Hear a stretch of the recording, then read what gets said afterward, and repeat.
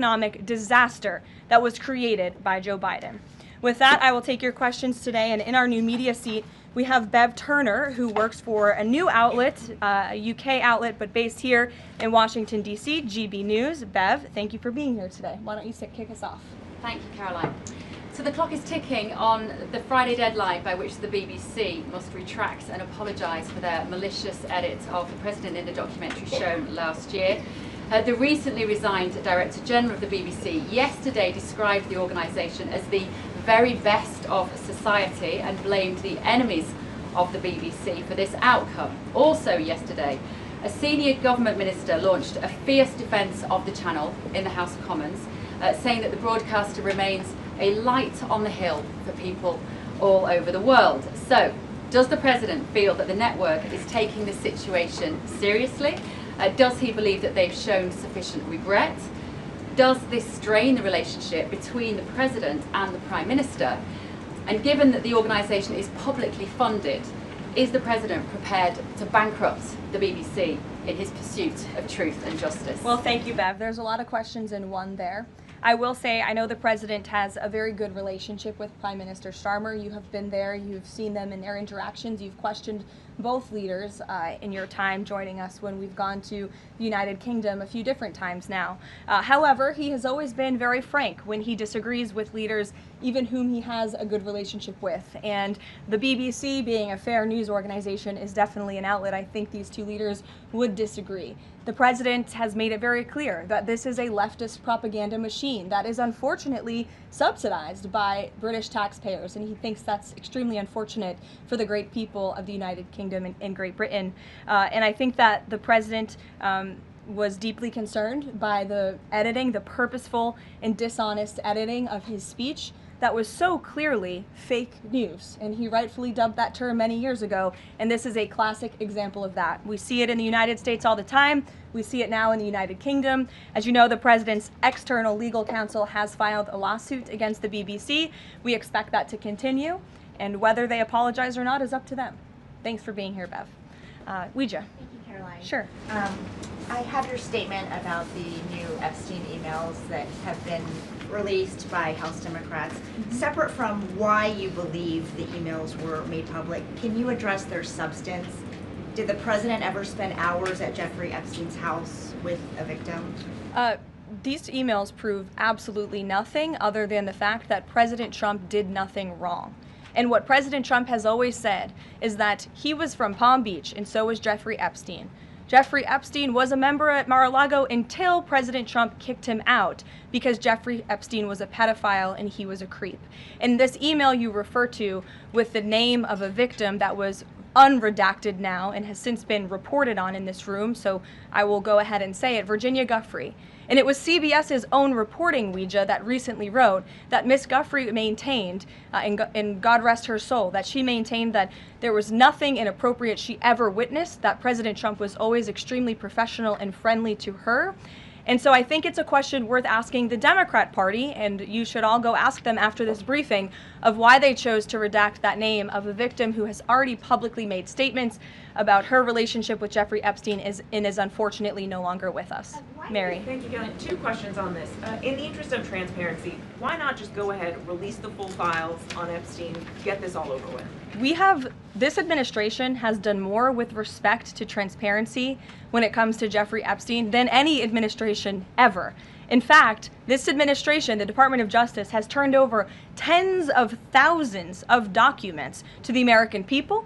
We are cooperating and showing support for the House Oversight Committee. That's part of the reason you are seeing these documents that were released today, because of the House Oversight Committee's and Republicans' efforts to get these out to the public. This administration also moved, the Department of Justice also moved to unseal grand jury testimony, which we know, unfortunately, a judge declined those requests.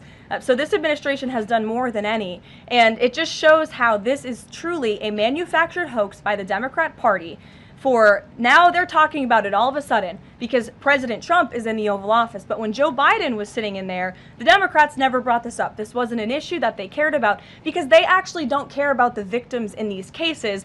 They care about trying to score political points against President Trump, as we have, of course, seen with this government shutdown. And this entire thing, again, it's not a coincidence to the American people at home. There are no coincidences in Washington, D.C. And it is not a coincidence that the Democrats leaked these emails to the fake news this morning ahead of Republicans reopening the government. This is another distraction campaign by the Democrat and the liberal media, and it's why I'm being asked questions about Epstein instead of the government reopening because of Republicans and President Trump. But given your Reagan. interest in transparency, Caroline, why are White House officials then meeting with Representative Boebert in an effort to try and get her to not sign this petition calling for the release of the files? Doesn't it show transparency that members of the Trump administration are willing to brief members of Congress whenever they please? Doesn't that show our level of transparency? Doesn't that show the level of transparency when we are willing to sit down with members of Congress and address their concerns? That is that's a defining factor of transparency. Having discussions with members of Congress about various issues, and I'm not going to detail conversations that took place in the Situation Room, in the press briefing room. Reagan. I have a question about the government shutdown. Thank you. The Middle East. I'm glad someone does. First, on the government shutdown, the shutdown deal reverses the administration's reps, and it also prohibits war from happening until the end of January. I'm wondering if the president had input on this element of the deal, and if he's at all disappointed that's going to reverse the downsizing of the federal government that they did during the shutdown. I mean, look, I think it's about 6,000 workers total. When you look at that in comparison to the reduction in the federal workforce that this administration has done since January to get rid of the waste, the fraud, the abuse, and to reduce the size of our federal bureaucracy, we've done a lot of great work on that front, and we will continue to. But obviously, the president's main priority was to reopen the federal government and get people back to work, and that's what this deal accomplishes. Line, there's been reports in Israeli media that the U.S. is considering building a temporary military base on the Gaza border. Can you confirm these reports? So I had a conversation directly with the reporter who wrote this article, and this article was based on a single piece of paper, an inquiry that somebody in the Department of Navy made about an idea that may happen in the future. And this reporter deemed that as an official plan and ran with a story that the United States is looking into it. I checked with the highest levels of the United States federal government. This is not something the United States is interested in being engaged in. It's not something we are currently involved in right now that we will be funding. And the president has been very clear he doesn't want to see boots on the ground with respect to what's happening in the Middle East. We've made great peace. We've made great progress with the peace plan in Gaza, and we want to continue to see that move forward. But I put a comment in that story for a reason, and sometimes we see reporters take a piece of paper like this and just deem it as official policy, and sometimes that misleads people a little bit. Sure. There's been a question about UK intelligence sharing regarding the drunken interdictions involving Venezuelan boats. How will that affect the U.S. military operation? There's been a lot of discussion about the high caliber of the intelligence that has been provided before any of these military actions have taken place. I've seen that report. Oh, hello. I've seen that report. I'm familiar with the reporting, but we don't comment on intelligence matters, classified intelligence matters, as you know. As for the Trump administration's position on our narco-terrorist campaign in the Caribbean, it is going to continue, and the president has made it very clear he's not going to allow terrorists to bring illegal drugs that kill American citizens into our great country. Sure, John. I'll go to John and then Zolan. Go ahead. Thank you so much. Trump has talked about sending out $2,000 checks to U.S. citizens. Earlier this year, he also talked about sending a Doge dividend. That didn't materialize. Should U.S. Citizens expect the $2,000 proposal? Is the White House committed to making that happen? The White House is committed to making that happen, yes, and we are currently exploring all legal options to get that done. I don't have a timeline for you or any further details, but I can confirm for you that the president made it clear he wants to make it happen, and so his team of economic advisors are looking into it, and when we have an update, we'll provide one. Solon. You said at the top that one of the costs of the government shutdown was that people missed their SNAP benefits. Can you explain then why the administration went to court to fight the funding of food stamps and SNAP benefits? So Recipients missed their SNAP benefits because the Democrats shut the government down. And they forced the administration to tap into a contingency fund that did not even fund the full entirety of this program. And so then you had an unhinged judge who was trying to dictate from the bench what the executive branch has to pay for and where that money has to come from. That is judicial overreach at its finest, and so that's why the administration pushed back on that. We can't have the judicial branch telling the executive branch that we need to rob the Children Nutrition Fund, which is what this judge was trying to do, to pay for SNAP benefits. That's completely inappropriate and it's unconstitutional, and we've been proven right with that legal argument. But now the good news is, again, thanks to Republicans and in several hours President Trump, the government is going to be reopened, and SNAP recipients are going to receive their full benefits, which is what President Trump has always wanted to do. Stephen. Why also did you need the judicial process for that? I mean, during this shutdown, didn't the administration have a responsibility to tap into any of those reserves to ensure that essentially We poor did. people could rely on? We did tap into it. We did tap into the contingency fund. And then the judge told us, no, you have to get more money from a children's nutrition fund. And we felt that was judicial overreach. You shouldn't tell the president which fund he has to rob because the Democrats are holding the country hostage by shutting down the federal government.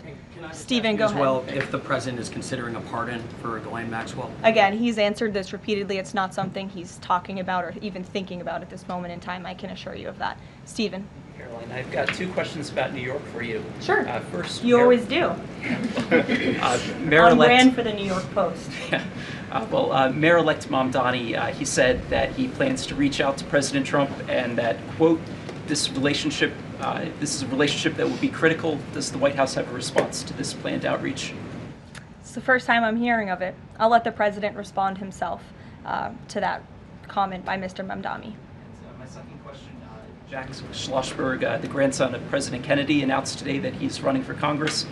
He, in the recent past, has referred to his uncle, the HHS secretary, as, quote, a rabid dog, and he has said that the Trump administration is, quote, the most corrupt in American history.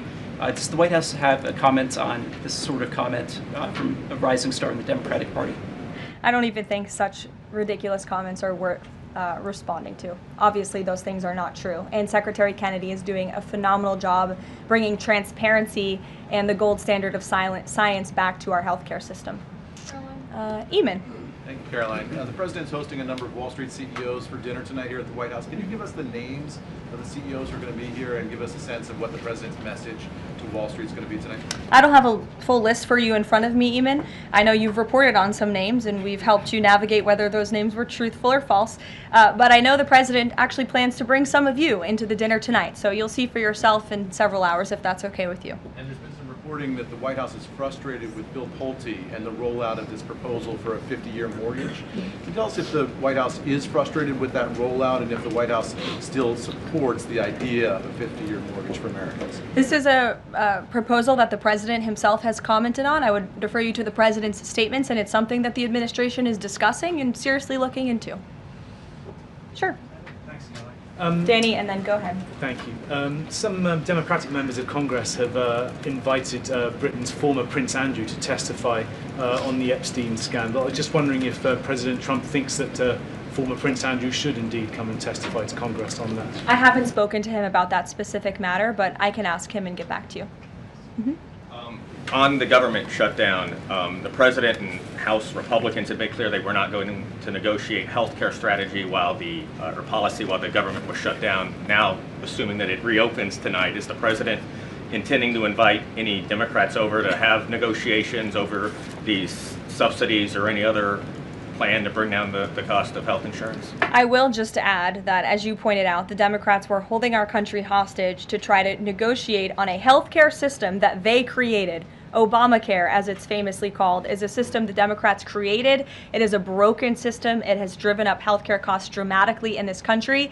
And now they shut the government down to try to fix that system they broke. It doesn't make any sense to us, which is why the president said that's a completely untenable position. However, once the government reopens, the president, as he's always maintained, is absolutely open to having conversations about healthcare. And I think you'll see the president putting forth some really good policy proposals the Democrats should take very seriously to fix, again, the system that they broke. You can't trust the same people who broke the system to fix it, and so the American people will continue to hear from the president on this issue.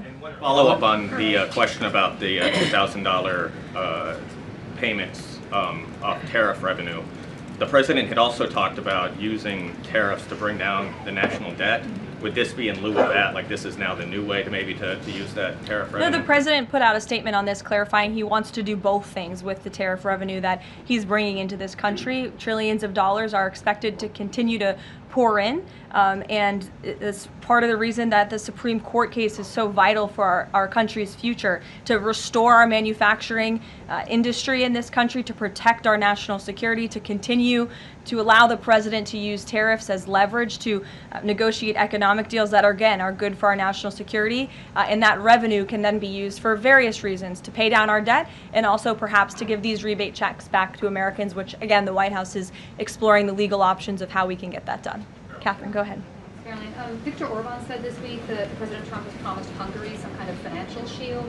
Do you have any details on how that will be structured or what that would look like? I don't, but I'm happy to check with the National Security Council and get back to you.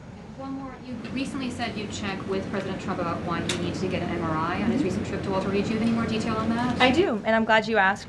As stated in the memo provided on October 10th, President Trump received advanced imaging at Walter Reed Medical Center as part of his routine physical examination. The full results were reviewed by attending radiologists and consultants, and all agreed that President Trump remains in exceptional physical health, which I know all of you will see with your own eyes later this evening when he opens up his dinner to the press, and perhaps you will see him when he signs the bill to reopen the federal government. So stay tuned on plans for that. Thank you, everyone.